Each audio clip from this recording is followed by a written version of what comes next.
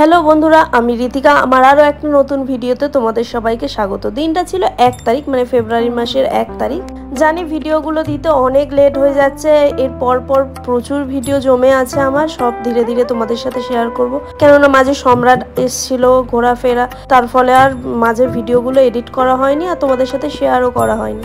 আমি মনীষা দি আর বাবা তিনজনে চলে যাই ওই দিন আমতলায় বাজার করতে, কেননা তার পরের দিন ছিল 2 তারিখ আমাদের রিধান বাবুর অন্নপ্রাশন। তো বাজারে গিয়ে যা যা নেওয়ার ছিল, সবজি, টুকটাক ডেকোরেশনের জিনিস, সবকিছু আমরা নিয়ে নিই আর তারপরে বাড়িতেও চলে আসি। আর এসে রিধানের জন্য একটা জুতো আনা হয়েছিল, তো সেটাই পরিয়ে দেখা হচ্ছিল পায়ে কেমন হলো, বড় হলো না ছোট হলো, যদিও বড়ই হয়েছিল।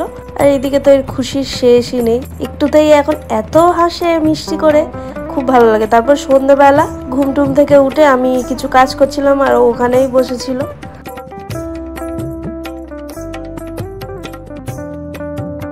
যেহেতু পরের দিন বাড়িতে একটা ছোটখাটো অনুষ্ঠান ছিল, অনেক রকম বাজারপত্র এসেছিল, সব সেইগুলো গুছিয়ে গাছিয়ে নিচ্ছিলাম আমি। ঋতুরা এসেছিল ওই দিন সন্ধ্যেবেলা।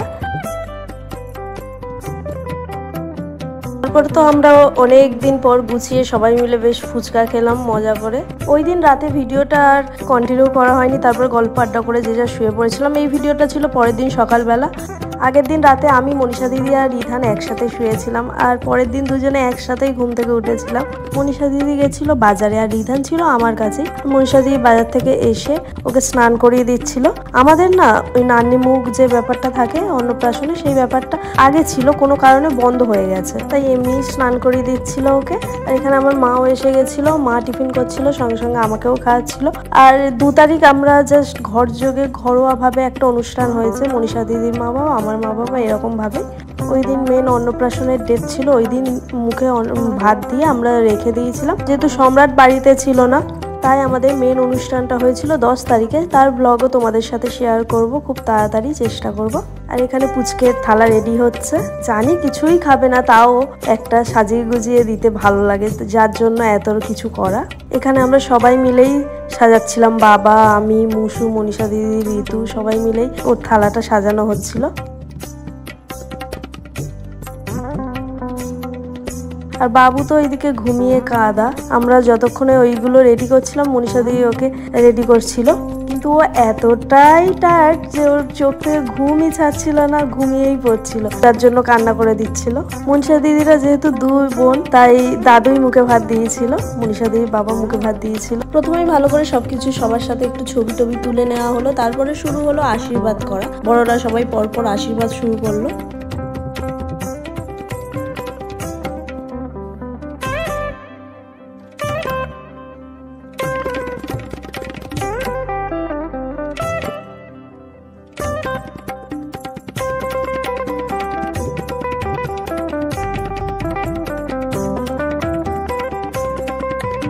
প্রথমে মুখে দেওয়া হয়েছিল মহাপ্রসাদ, তারপরে যা যা রান্না হয়েছিল সবকিছু একটু একটু করে নিয়ে একসাথে মাখিয়ে ওর গালে দেওয়া হয়েছিল।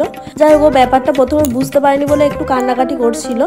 আর তার উপর মালা, পাঞ্জাবি, টোপর সবকিছু পরে, আর ঘুমটাও যেহেতু ঠিকঠাক হয়নি, তার জন্য প্রথম দিকে একটু ঘ্যান ঘ্যান করছিল। যাই হোক, ফার্স্ট ভাত দেওয়ার পরে ওকে দই আর পায়েস খাওয়ানো হয়েছিল, তো দইটা ও খুব ভালো খেয়েছিল।